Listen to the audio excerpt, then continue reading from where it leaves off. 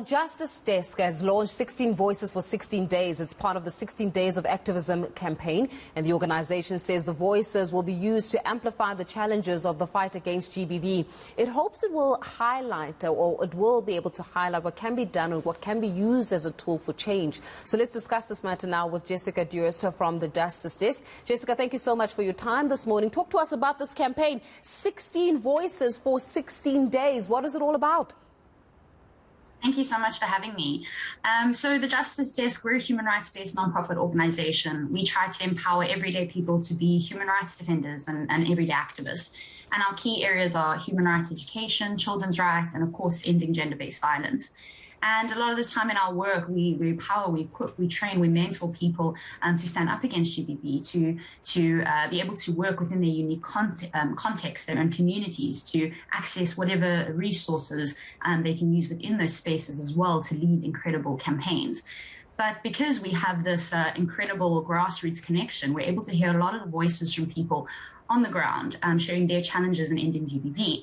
And what we found is that a lot of the time in the GBV space, people who are trying to fight gender-based violence are quite siloed. A lot of the time, there's just certain sectors that seem to be working together, whereas we wanted to create an open platform for everyone in South Africa to come together, to share their thoughts, to share their ideas, because it's our belief that, it's not up to just a few people to end gender-based violence. It has to be every single one of us.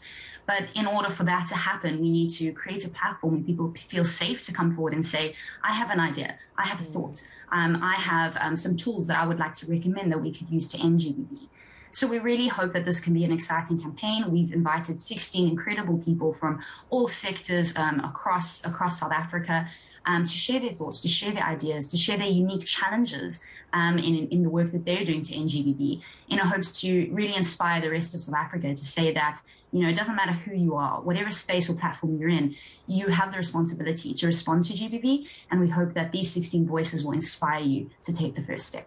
Let's talk a little bit further about the 16 Voices, because in often cases it's been said, Jessica, that the way that we're able to tackle GBV effectively, particularly in the country, is that if women do not have the conversation alone. And what often happens is that the women are the ones that are at the forefront of actually saying, no, stop, end gender-based violence, end violence against children.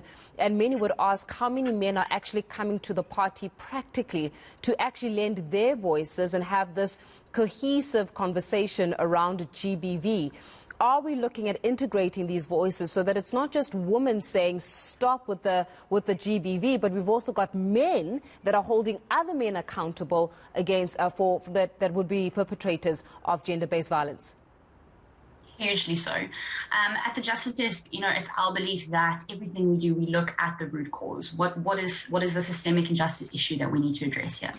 Ultimately, gender-based violence is not a woman's issue. 9 out of 10 times the perpetrators are men. And in cases where men are being abused, the perpetrators in those cases still predominantly are men. So ultimately, GBV is a man's issue. This is a major problem, and something that we need to be speaking about more as a country. There's something fundamentally going wrong with our men and our young boys. We have a project called eNCAnews Timber, which mentors young boys without positive male role models, who are trying to deconstruct toxic masculinity and build positive ideas and actions of masculinity. For us, we're trying to say to men, masculinity is not bad, but it's what you do with it that makes a difference. And we often find, whether we're at court cases, whether we're at demonstrations, whether we organize community gatherings, it's women that are predominantly there. So this is also an opportunity and a platform for men to step forward and say, actually, let me speak to my fellow men and go, what is going on with us? What are we doing here? How are we trying to support women in this fight? But also, how are we taking responsibility in these spaces? So definitely, there are some very strong voices that stand out.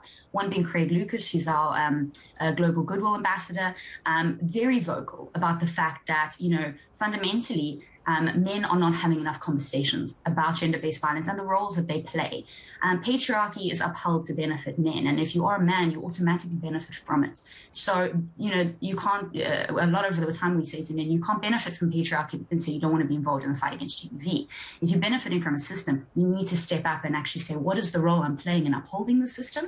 And is the system just? Is it fundamentally just? And I think we can all agree that patriarchy isn't. So men need to be stepping forward and actually saying, we do not experience gender equality in this country. And as a man, I have a role to step forward. I have a very vital role to actually challenge the spaces I'm in to make sure that this is a country that is built on equality. And yes, so we have quite a few men who've joined the campaign. Yeah. Quite a few of our everyday activists are men as well, who are stepping forward and saying, it's time. We cannot end GBV if we only expect 50% of the population to fight against it. We all have to stand up against it, especially men.